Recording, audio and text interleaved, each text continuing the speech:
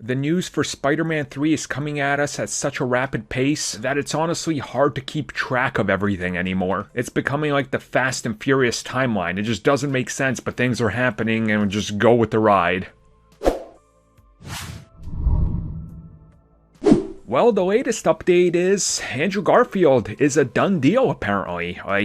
He's met with Sony over the course of the last year a couple of times when they agreed what the third Spider-Man film would be. When Marvel Studios and Disney and Sony had that fallout, they met back and they figured out how the third film would work to bridge everything together, because Sony wants control of Spider-Man on their own terms, more or less, and still have a little hand from Disney. So the deal was, so let's get all the Spider-Men back and we'll start working on it and see what happens. And Andrew Garfield was apparently approached. They had a couple conversations, and since he has been confirmed and he will in fact be returning as that very same iteration of Spider-Man in the upcoming third Spider-Man film, joining Emma Stone, who we already know is confirmed to be returning. So both him and Gwen Stacy will be seeing a return. Now, how do they deal with that? Since, well, spoiler alert, Gwen is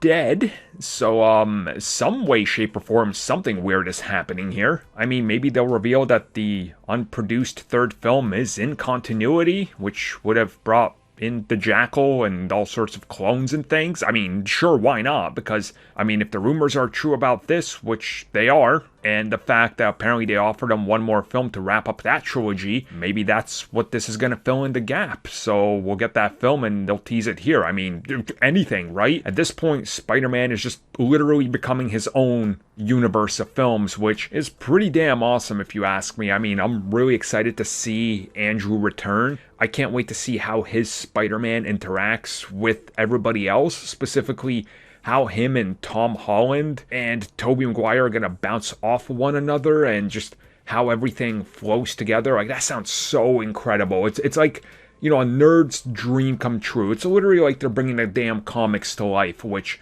who could have thought, you know? Like, I mean, 6 years ago, Sony would have been the most anti-work with anybody, and they were, but here we are now, and they're working with everybody and everything. So, what a time to be a Spider-Man fan, and what a time to be a comic book fan, or fan of movies in general.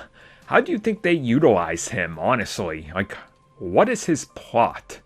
Because his Spider-Man sure was going to be different if it got to that third movie, so what do they do?